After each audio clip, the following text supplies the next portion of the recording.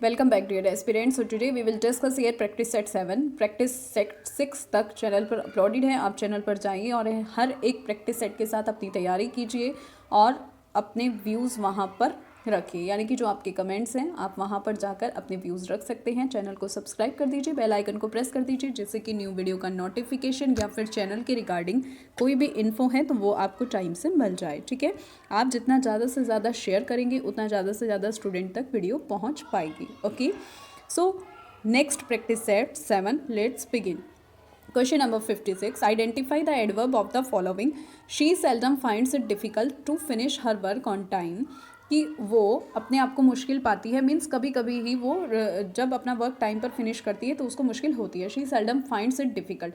इस सेंटेंस में आपको बताना है, आइडेंटिफाई करना है कि एडवर्ब कौन सा वर्ब है। इसी तरह के क्वेश्चन वहाँ पर पुटअप किए जाते हैं पार्ट्स ऑफ स्पीच से।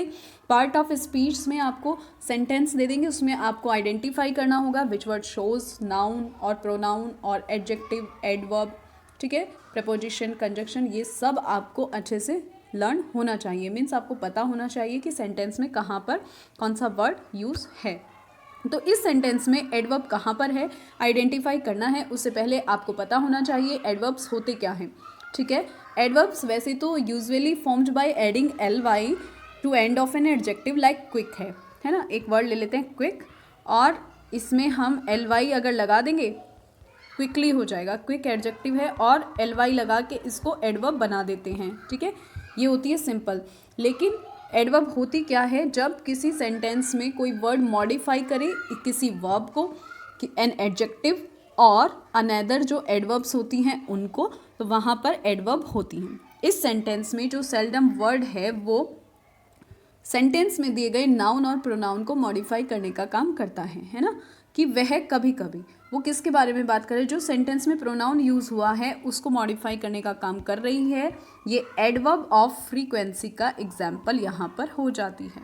ठीक है, एडवर्ब ऑफ फ्रीक्वेंसी का यहाँ पर एग्जाम्पल ये हो जाती है। Other example adverb of like often, rarely, every now and then, hardly ever, sometimes, always. ठीक है, तो इस तरह के वर्ड्स जो हैं वो एग्जाम्पल हो जाते हैं एडवर्ब ऑफ फ्रीक्वेंसी के। तो इस सेंटेंस में एडवर्ब ऑफ फ्रीक्वेंसी क्या होते हैं, मीन्स जो नाउन और प्रोनाउन को, सेंटेंस में दिए गए नाउन और प्रोनाउन को मॉडिफाई करने का काम करें। ठीक है, तो शी सेल्डम। इसी तरह से एक और एग्जाम्पल यहाँ पर ले लेते हैं, like Radha often go there. ठीक है, तो ये सेंटेंस है Radha often go there. Often यहाँ पर एडवर्ब ऑफ फ्रीक्वेंसी को शो कर रहा है, जो नाउन को मॉडिफाई करने का काम कर रहा है। इस सेंटेंस में राधा को मॉडिफाई करने का काम कौन कर रहा है, ऑफन, यानी कि ये एडवर्ब ऑफ फ्रीक्वेंसी यहाँ पर ये यूज़ हुआ है। ठीक है, तो इस तरह से सेंटेंस में आपसे एडवर्ब पूछी जाएगी तो आपको आइडेंटिफाई करना है। यहाँ पर seldom as an adverb of frequency के रूप में यूज़ हुआ है, ये आपको ध्यान रखना है। ठीक है, नेक्स्ट सेंटेंस भी एडवर्ब से ही रिलेटेड है। Next sentence is the little boy was least bothered about the mess he had created. कि जो छोटा लड़का है वो कम परेशान था जो मैस उसने वहाँ पर फैलाया था। ठीक है, जो वहाँ उसने किया था। लीस्ट, अबाउट, मैस या क्रिएटेड, इसमें आपको एडवर्ब पहचानना है।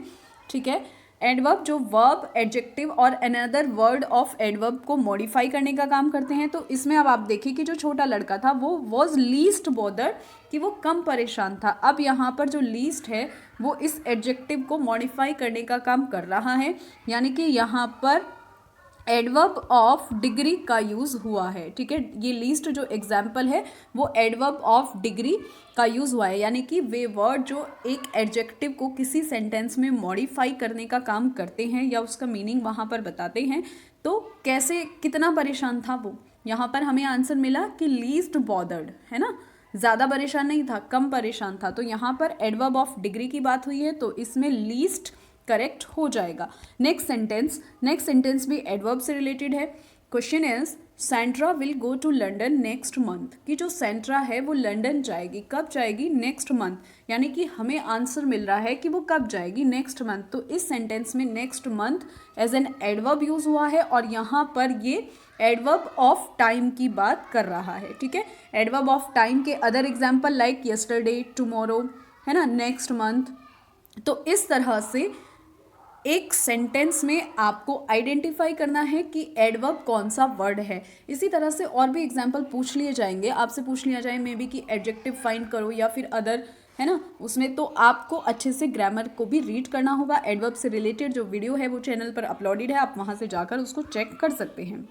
Next question, what is the pseudonym that Galsworthy took to publish his earlier works? Options are John Simpkins, John Sebastian, John St. John, John Samplin। तो ये आपको अच्छे से पता है क्योंकि आप पहले भी रीड कर चुके हो, तो इसका राइट आंसर हो जाता है जॉन सेंट जॉन।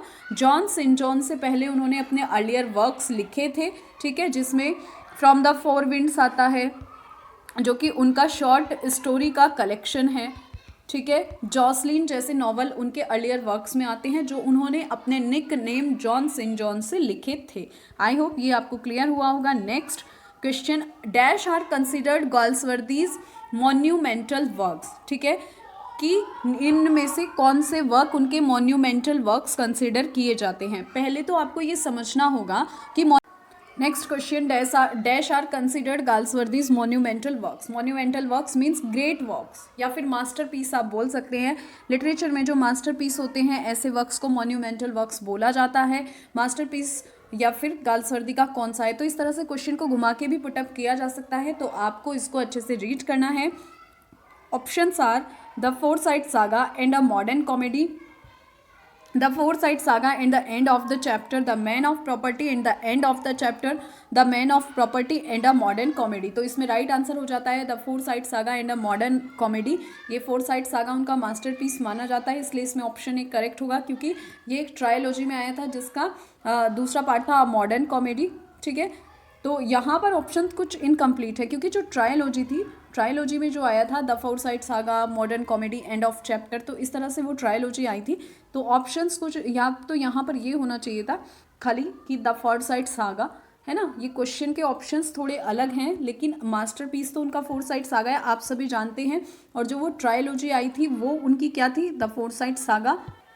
तो थोड़ा सा यहाँ पे ऑप्शंस का कन्फ्यूज़न है, ठीक है। तो या तो इसमें अगर ए करेक्ट है, इसमें ऑप्शन ए करेक्ट है, तो यहाँ पर होना चाहिए the Forsyte saga and a modern comedy and the end of chapter, यानी कि ये तीनों ट्रायलॉजी आई थी, ये पूरी ट्रायलॉजी थी, ये उनका मास्टरपीस था। तो आप इसको ऐसे ही रीड करेंगे, ऑप्शन ए करेक्ट हो जाता है। उन्होंने ट्रायलॉजी लिखी थी ना, फोरसाइट सागा को उनका मास्टरपीस माना जाता है, जिसमें उन्होंने 3 ट्रायलॉजी लिखी थी जिनके अंदर अलग अलग नॉवेल्स थे, 3 सेट ऑफ नॉवेल्स थे और उनमें इंटरल्यूड्स उन्होंने इंक्लूड किए थे, ठीक है। और ये उनका ग्रेट वर्क माना जाता है, इसके लिए उनको नोबेल प्राइज़ भी मिला था। 1932 में उन्हें नोबेल प्राइज़ मिला था इन लिटरेचर में फोरसाइट सागा के बाद, ठीक है।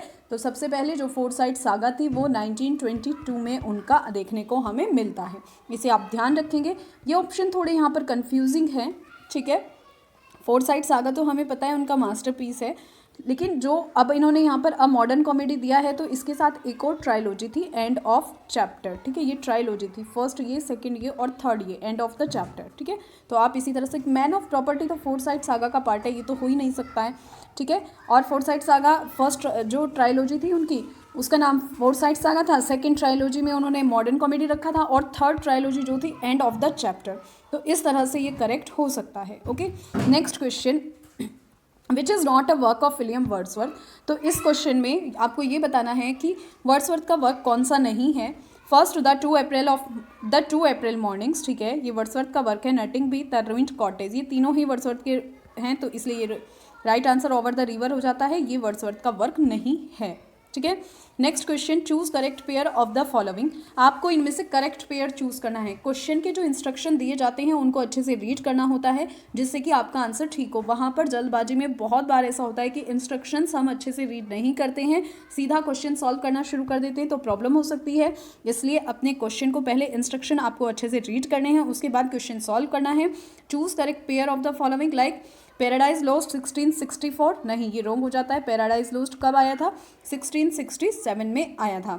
हैमलेट 1608, नहीं ये भी रॉन्ग हो जाता है। हैमलेट 1601 के ड्यूरिंग आया था।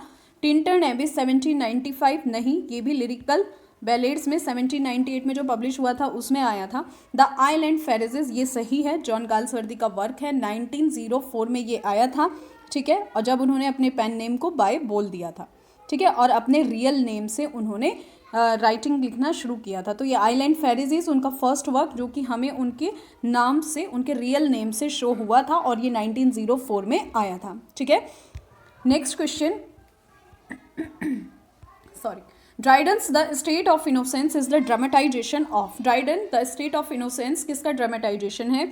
Paradise Regain, Paradise Lost, Samson Agonist या नन ऑफ दीज। ये आप जानते हो। ड्राइडन ने पैराडाइज लोस्ट पढ़ने के बाद एक बहुत अच्छा कमेंट भी दिया था और ये द स्टेट ऑफ इनोसेंस उसी को ड्रामेटाइजेशन ऑफ पैराडाइज लोस्ट यहाँ पर बताया गया है। ठीक है, next question, he is famous as the lady of Christ's college. ये मिल्टन की बायोग्राफी से है क्वेश्चन। मैंने आंसर पहले ही बता दिया, लेकिन फिर भी जब आप बायोग्राफी पढ़ो तो उसकी बायोग्राफी को आपको अच्छे से रीड करना चाहिए। चैनल पर सभी की बायोग्राफी अपलोडेड है, आप वहाँ से जाके एक बार देख सकते हो। बायोग्राफी बहुत ज़्यादा इंपॉर्टेंट है क्योंकि 3 से 4 क्वेश्चंस स्पेशली बायोग्राफी में से पूछे जाते हैं। फिर उनके क्रिटिकल कमेंट्स भी वहाँ पर दिए गए हैं, बायोग्राफी में इंक्लूड किए गए हैं, आप वहाँ से चैनल से जाके पढ़ सकते हैं। He is famous as the lady of Christ's college. He is a man of middle stature with ऑवन hair and oval face with grey eyes and a fair complexion. तो ये बातें किसके लिए बोली गई हैं? Name the point on the basis of this clues. तो ये आपको पता चल गया है मिल्टन, क्योंकि वो बहुत ज़्यादा सुंदर थे इसीलिए उनके लिए ये बातें बोली गई हैं। Next question, the spirit of Lord is upon मी। ये स्पेलिंग यहाँ पर करेक्ट कर लेना, स्पिरिट है, स्प्राइट नहीं है। ठीक है, स्पिरिट यानी कि soul. The spirit of Lord is upon me, whose line is this. ये लाइन किसकी है? वैसे तो ये जो लाइन है ये बाइबल में बोली गई हैं जीसस के द्वारा, लेकिन इनको मिल्टन ने यूज़ किया है अपनी एपिक पोएम पैराडाइज लोस्ट में, बुक फर्स्ट में। ठीक है, इन लाइन्स को बुक फर्स्ट में मिल्टन ने यूज़ किया है, the spirit of Lord is upon मी। ठीक है, तो इसको आप ध्यान रखना। वैसे ये लाइन बाइबल में हमें देखने को मिलती हैं जो कि जीसस क्राइस्ट ने बोली थी। Okay, next question, a hater of knowledge and learning. अब यहाँ पर आपको ये बताना है कि अ हेटर ऑफ नॉलेज जो नॉलेज एंड लर्निंग से हेट करता हो, यानी कि hater. A hater of knowledge and learning, philologist, bibliophile, misogynist या मिसोलॉजिस्ट। ठीक है, जो नॉलेज और लर्निंग से हेट करता हो, इसको 1 वर्ड में आपको बताना है। तो करेक्ट वर्ड होता है मिसोलॉजिस्ट। ठीक है, मिसोलॉजिस्ट, आंसर डी, जो hater of knowledge and learning. Philologist तो नहीं होगा, फिलोलॉजिस्ट मीन्स होता है लर्नर ऑफ लैंग्वेज या लिंग्विस्ट, लर्नर ऑफ लैंग्वेज या फिर इसको लिंग्विस्ट भी बोल सकते हैं। और बिब्लियोफाइल होगा अ पर्सन हु कलेक्ट्स और has a great love for books. ठीक है, ग्रेट लव फॉर बुक्स यानी कि जिसको बुक पढ़ना बहुत ज़्यादा पसंद हो या फिर उसके पास कलेक्शन हो अच्छा खासा, है ना, बुक का शौकीन हो, वो बिब्लियोफाइल होता है। Misogynist, a person who hates women, जो विमेन से हेट करता हो वो मिसोगनिस्ट कहलाता है। तो राइट आंसर हो जाएगा misologist, a hater of knowledge and learning. Next question, the ode on the morning of Christ nativity was begin on, कि ये कब स्टार्ट हुई?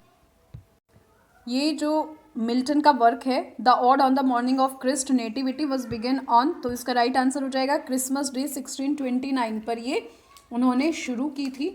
और ये उन्होंने उनका जो कलेक्शन आया था poems of mister John Milton, जो कि 1645 में इसको पब्लिश कराया गया था। ठीक है, poems of mister John Milton, ये कलेक्शन उनका 1645 में आया था, ये तब पब्लिश कराई गई थी और उन्होंने इसको लिखना स्टार्ट किया था क्रिसमस डे पर 1629 में। Next question, in this doctrine and discipline of divorce and Tetrachordon Milton repudiates, कि किसको वो रेप्यूडिएट्स करते हैं अपने इस वर्क में। ये 4 ट्रैक्ट्स का एक वर्क है, इसमें उन्होंने 4 ट्रैक्ट्स लिखे हैं डाइवोर्स पर। उनकी जो वाइफ थी मैरी पावेल, ठीक है, जब वो उनको छोड़कर चली जाती है मैरी पावेल, तो तब और उनको डाइवोर्स भी नहीं मिलता है क्योंकि उस टाइम लॉ इसी तरह का होता है, तो उन्हें डाइवोर्स भी नहीं मिल पाता। ठीक है, तो इस बात से वो आहत होकर, और मार्टिन ब्यूसर जो हैं उनका जो डाइवोर्स पर लिखा गया एक वर्क है, तो जो मार्टिन ब्यूसर थे, ठीक है, उनका वर्क पढ़कर उन्होंने ये 4 ट्रैक्ट्स लिखे थे और इन 4 ट्रैक्ट्स को उन्होंने वहाँ पर पब्लिश कराया था, तो ये मैरिज पर बेस्ड थे। Next question, who commented on Milton saying this man cuts us all out, ये हम रीड कर चुके हैं कई बार। ठीक है, ड्राइडन ने ऐसा बोला था जब उन्होंने पैराडाइज लोस्ट को पढ़ा था, कि this man cuts us all out and the ancient too, इसने हमें भी कट कर दिया है और जो पुराने थे उनको भी इस वर्क को लिख कर, ठीक है। पैराडाइज लोस्ट जो मिल्टन की एपिक पोयम है और जिसको उन्होंने 1667 में पब्लिश कराया था। Next question is the meaning of L Allegro is the joyous और हैप्पी मैन, द मेलनकली और sad man, the heavenly man after death, none of these. तो इसका राइट आंसर हो जाता है यहाँ पर द जॉयस और हैप्पी मैन एल एलिग्रो, जो मिल्टन ने की फेमस पोयम है। ये पेयर में लिखी गई एक कॉन्ट्रास्टिंग पेस्टोरल पोयम है। कॉन्ट्रास्टिंग पेस्टोरल पोयम जो कि सेकंड पेंसिरोसो जिसका नाम है, जिसका मीनिंग होता है द मेलनकली और सैड मैन, ठीक है। L Allegro means the joyous और हैप्पी मैन, इस पोयम को उन्होंने 1645 का जो उनका कलेक्शन आया था पोयम वाला, उसमें पब्लिश कराया था, ठीक है। यानी कि इसका ओरिजिनली पब्लिकेशन 1645 में माना जाता है। ये पेयर्ड पोयम थी जो कि एक पेस्टोरल पोयम की पेस्टोरल फॉर्म में आई थी, ठीक है। Which poems of Milton are joys almost Elizabethan in character, ठीक है। कौन सी पोयम्स थी वो Elizabethan are joys almost Elizabethan in character. तो मिल्टन की ये पोयम्स हॉटन पोयम्स मानी जाती हैं। जब 1632 से 1637 के बीच वो हॉटन में रहे थे, हॉटन में इस टाइम पीरियड के ड्यूरिंग वो रहे थे और ये टाइम पीरियड उनका हॉटन पीरियड माना जाता है। तो इस पीरियड के ड्यूरिंग उन्होंने जो भी पोयम्स लिखी हैं वो एलिजाबेथन इन कैरेक्टर यानी कि जॉयस मानी जाती हैं, ठीक है। जॉयस वो मानी जाती हैं। Next question, it is a Galsworthy's play. It is based on the racial prejudice of the Christians against the Jews. ये गाल्सवर्दी का प्ले है और ये रेशियल प्रिजुडिस पर आधारित है, ठीक है। क्रिश्चियन जो कि ज्यूज जो यहूदी थे उनके अगेंस्ट थे। It deals with the problem of anti Semitism in aristocratic societies.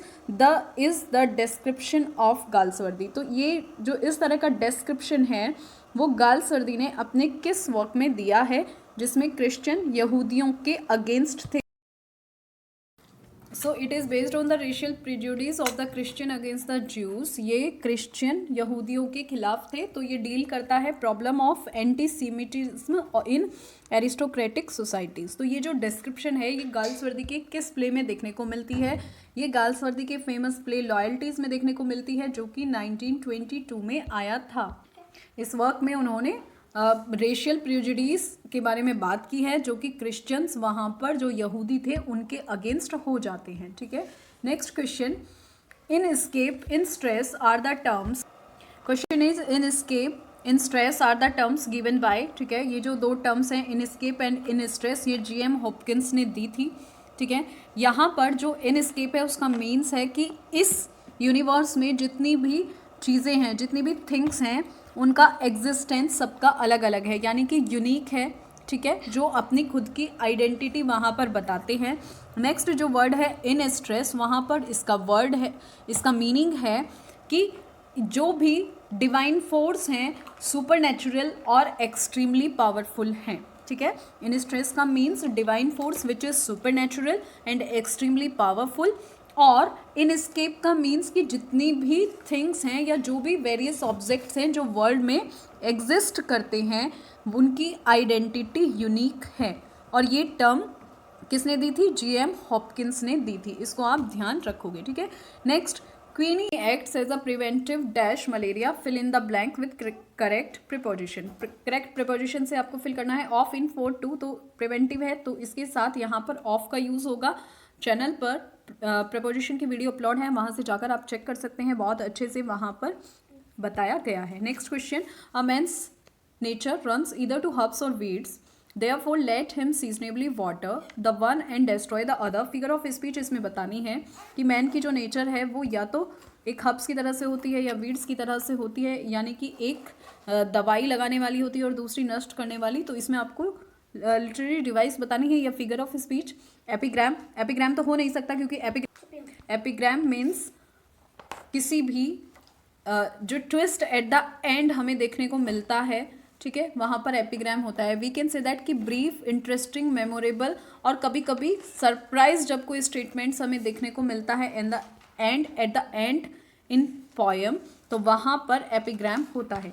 Amusing वे में वहाँ पर रिप्रेजेंट करती है। इसको एक एग्जाम्पल से हम समझते हैं, like there are no gains without pains. तो ये जो वर्ड है ना, बिना पेन के कुछ भी गेन नहीं हो सकता, ये जो सेंटेंस है यहाँ पर क्या शो हो रहा है, epigram, there are no gains without pains, ठीक है। या फिर हम बोल सकते हैं the child is father of the man, ये भी एपिग्राम का एक एग्जाम्पल हो जाता है। विलियम वर्ड्सवर्थ ने ये दिया था, the child is the father of man, यानी कि किसी भी फ्रेज को, स्मॉल फ्रेज को इंटरेस्टिंग वे में बोलना, the child is the father of man, ये विलियम वर्ड्सवर्थ ने, तो ये एपिग्राम का एग्जाम्पल हो जाता है। लिटॉट्स की हम जब बात करते हैं तो लिटॉट्स में आता है कि किसी भी फ्रेज जिसको एक अफर्मेटिव अंडरस्टेटमेंट में क्रिएट किया जाता हो, यानी कि पॉजिटिव अंडरस्टेटमेंट उसमें दिया जाता हो, ठीक है। Like that was not half bad, इस तरह से एक एग्जाम्पल ले लेते हैं, that was not half bad, या कि ये इतना भी बुरा नहीं है, या फिर ऐसे बोल सकते हैं हम, it's not rocket science, it's not rocket science, कि ये कोई रॉकेट साइंस नहीं है, मीन्स ये वर्क इजी है करना, ये कोई इतना मुश्किल नहीं है, रॉकेट साइंस नहीं है। तो यहाँ पर लिटॉट्स होगा, यानी कि किसी भी स्टेटमेंट को अफर्मेटिव वे देना। पन, प्ले ऑन वर्ड्स, तो यहाँ पर एंटीथेसिस होगा जिसमें दो अलग अलग बातों को बोला जाए, है ना, विरोधाभास, जहाँ पर एंटीथेसिस, जहाँ पर विरोधाभास देखने को मिले। अदर एग्जाम्पल देख लेते हैं। अदर एग्जाम्पल में देखो, जैसे हम बोलें कि थिंक हीरोज एंड विलेंस, ठीक है, दो अलग अलग चीज़ों के बारे में बोला, विरोधाभास है, तो यहाँ पर एंटीथेसिस जो लिटरेरी डिवाइस है वो यूज़ होगी। Next, from the cradle to the grave, the figure of speech is, तो इसमें मेटोनिमी होगा, ठीक है, राइट आंसर यहाँ पर हो जाता है मेटोनिमी। मेटोनिमी, लिटॉट्स तो होगा नहीं, इसको भी क्लियर किया है, पन भी नहीं होगा, एंटीथेसिस आपको पता ही है। मेटोनिमी यानी कि क्या होता है, पहले इसके बारे में बात करते हैं। एक फिगर ऑफ स्पीच जिसमें कोई भी कॉन्सेप्ट उसके नेम के अकॉर्डिंग होता है, यानी कि उसको उसके किसी निक नेम से बुलाते हैं, उसका जो रियल नेम है उससे ना बुला के। जैसे अमेरिका के प्रेसिडेंट है, तो अगर उनको द वाइट हाउस बोल दिया जाए, है ना, द वाइट हाउस यूज़ कर दिया जाए अमेरिका के प्रेसिडेंट के लिए, तो यानी कि यहाँ पर मेटोनिमी होगा। तो इसी तरह से from the cradle to the grave, यानी कि cradle to the grave, cradle होता है एक छोटा सा बेड, टाइनी बेड, है ना, तो ग्रेव में तो इस तरह से यूज़ किया गया है, तो इस सेंटेंस में मेटोनिमी होगी। Next, people who are averse dash hard work generally do not succeed in life, fill in the blanks, इसमें आपको करेक्ट प्रिपोजिशन बतानी है, ठीक है, कि people who are averse, averse अपने साथ क्या, कौन सी प्रिपोजिशन लेता है, टू, तो राइट आंसर हो जाएगा इसका टू, ठीक है। Edgar in King Lear speak in voice of, Edgar King Lear में किसकी वॉइस में बोलता है, poor Tom, poor Lear, poor John, none of this, नहीं, ये इसमें पुअर टॉम की वॉइस में वो बोलता है, ठीक है। एडगर किंग लियर जो कि विलियम शेक्सपियर की फेमस ट्रेजेडी है, ठीक है, ये जो लियर ऑफ ब्रिटेन थे, यानी कि किंग थे, उनकी माइथोलॉजिकल स्टोरी पर बेस है, उनकी स्टोरी पर बेस्ड ये है। इसके other characters like Goneril, Cordelia, Edmund Regan, earl of Gloucester, तो इस तरह की स्टोरी है, चैनल पर अपलोडेड है, आप वहाँ से इसको अच्छे से रीड कर सकते हैं। Next question, so in which poem of Wordsworth in the boy of Winander affected by muteness, किस प्ले में वर्ड्सवर्थ के बॉय ऑफ विनेंटर जो था वो अफेक्टेड था म्यूटनेस से, तो ये प्रिल्यूड हो जाता है, जो कि उनका फेमस वर्क था। द प्रिल्यूड विलियम वर्ड्सवर्थ की ऑटोबायोग्राफिकल पोएम मानी जाती है, और इसका अदर टाइटल है growth of a poets mind, ठीक है, growth of a poets mind, और ये उनकी ऑटोबायोग्राफिकल एक पोएम मानी जाती है, इसको आप ध्यान रखेंगे। और इसको उन्होंने ओरिजिनली 1850 में इसको पब्लिश कराया गया था, ये पॉस्थ्यूमसली पब्लिश हुई थी, ओके। ये एक